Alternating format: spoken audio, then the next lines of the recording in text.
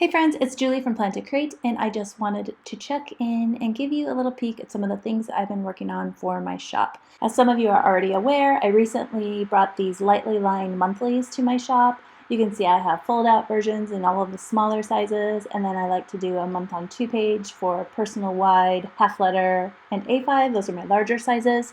So I thought I'd show you guys a glimpse of that so you know what I've been up to. And then I just wanted to kind of point out, you see I've taken the time to print, to cut, to sample all of the different sizes that I'm offering in my shop.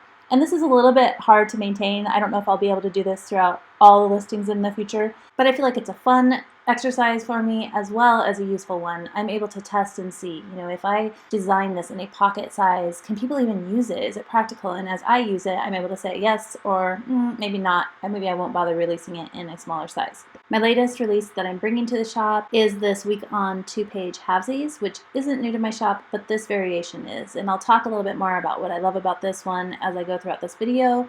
But as you can see, I'd already kind of decorated several. So I grabbed my camera and thought, why don't I bring you guys along for the process with me in this personal size?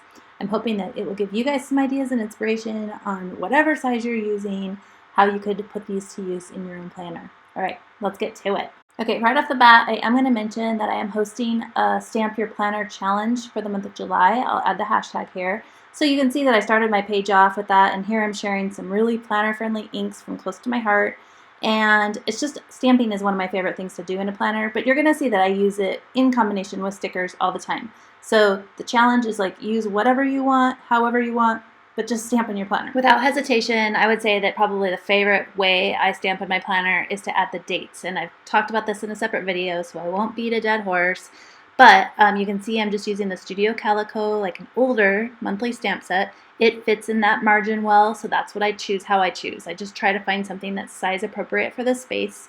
And then I'm coming through, and again, size appropriate, I'm picking the smallest number set I have. This one happens to be from Studio L2E, and I'm just going to come through and add the dates. Okay, friends, right here you're witnessing one of my favorite things about stamping. Okay, it's not a golf show. I'll stop. But you guys, it layers. Look at that. Like the 5 goes right over the Monday, and then I can still see the Monday, and I can still see the 5. Nothing's getting covered. I don't have to like adjust space. That's what I love. Stickers, you do have to work around them. Once you've laid them down, you can't write over them very well. I could use a big, huge 5 right there, and I could still write over it if I needed to add some events.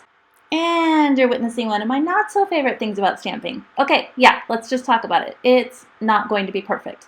If you get it perfect the first time, oh my goodness, come over to my house and show me your ways.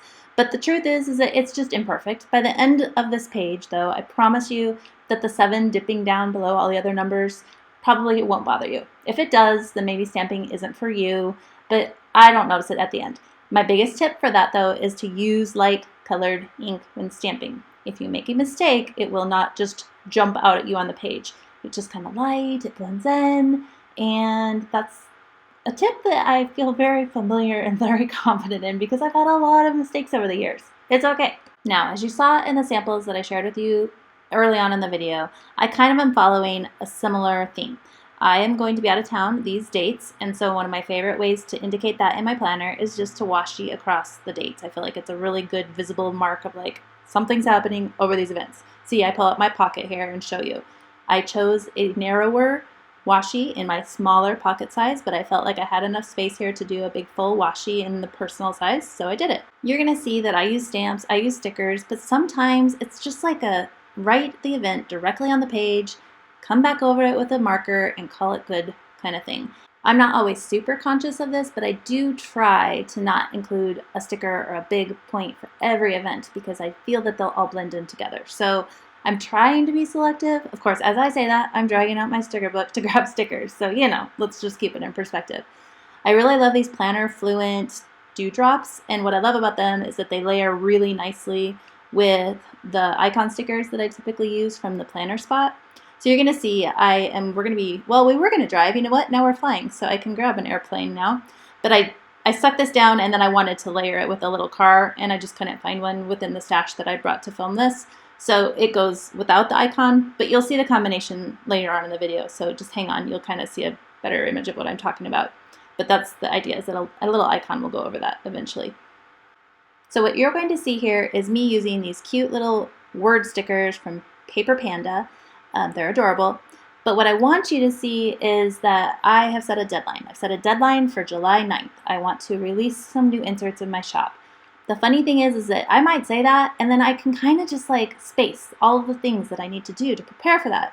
So what I'm figuring out now is like I'm just still kind of working through getting my schedule down, but it's like I typically work Monday, Wednesdays, and Fridays.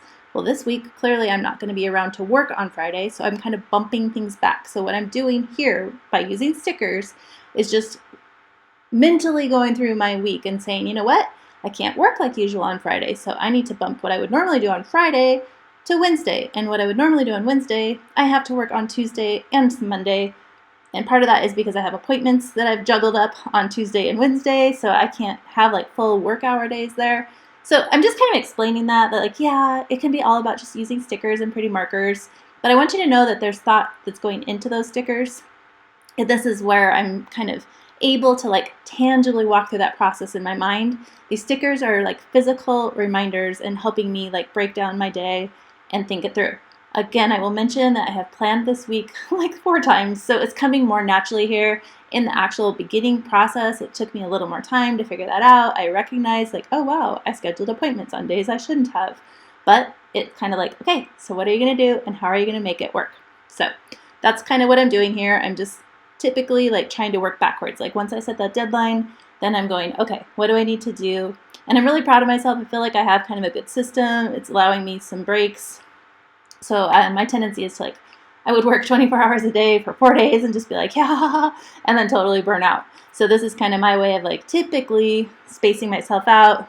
This week is a little bit congested because, like I said, I'm going to be out of town and I need to do some work around some appointments. But you'll see where those appointments come in a second here. And also you'll get a peek at that whole layering thing with the stickers and the icons.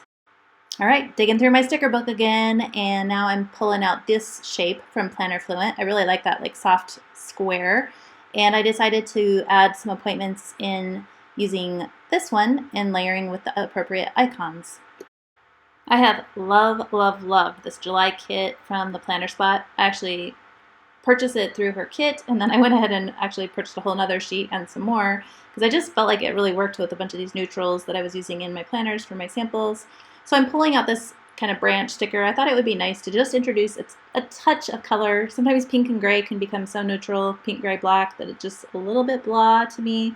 So I thought that this little branch kind of brings a little bit of life. We're celebrating my mom's 80th birthday that evening, so that's just kind of a fun way to draw attention to that space and that time of day.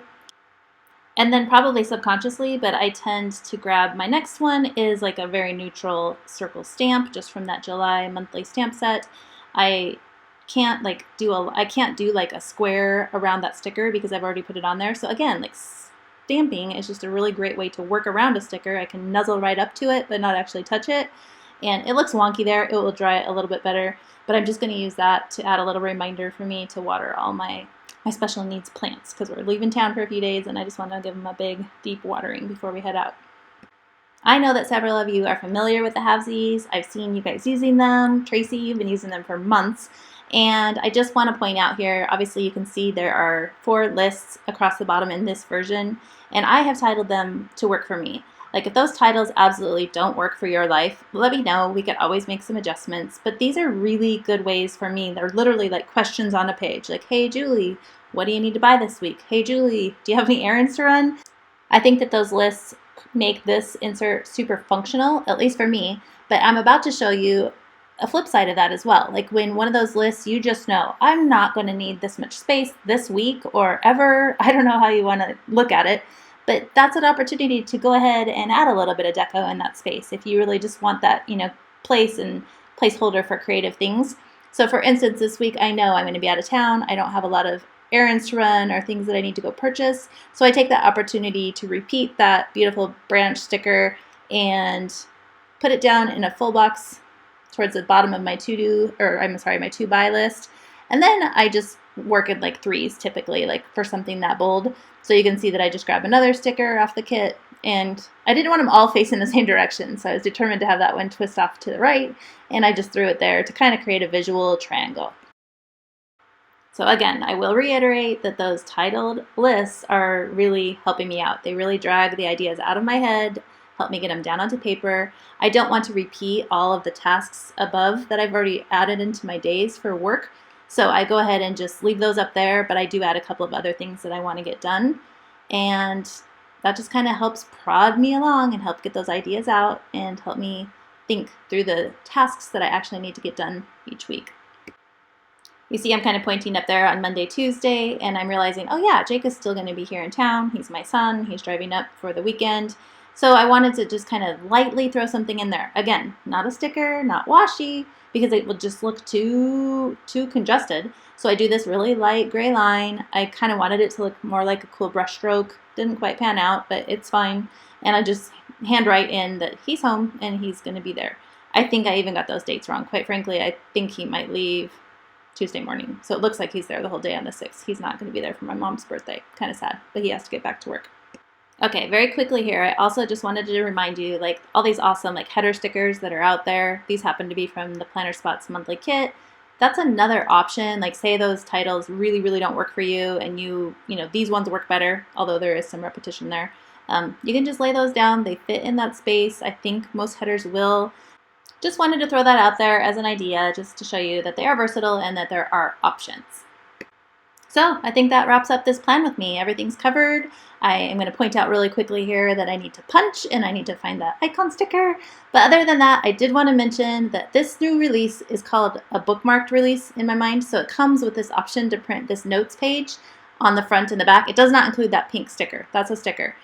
But I just wanted to explain that basically it prints with the notes page in the front, like maybe 5 weeks of your halvesies, and then it would back with another notes page. So it kind of creates a bookmark for your entire month instead of having that awkward, you know, Monday through Wednesday on the back of your month and having Thursday greet you on the front of your month. You know what I mean if you've done this before. So just thought I would show you that that is kind of a new thing that I'm doing with my weekly pages. Thank you so much for watching this. I hope that you got some ideas. Comment below and let me know if you had any aha moments or something that you'd like to give a try on your own planner. And as always, if you enjoyed this and you have not yet subscribed, I'd really enjoy having you join me. All right, take care, and until next time.